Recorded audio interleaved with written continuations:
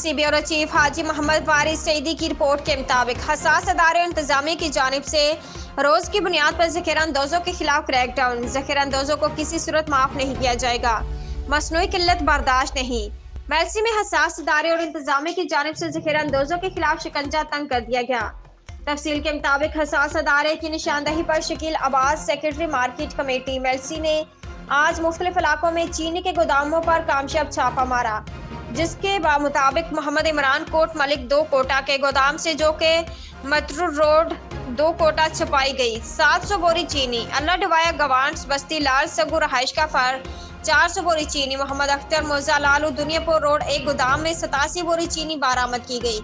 मजीद कार्रवाई जारी है। डीसी विहाड़ी ने कहा कि जिला विहाड़ी में रोज की बुनियाद पर ज़ख़ीरा अंदोज़ों के खिलाफ कार्रवाई जारी है।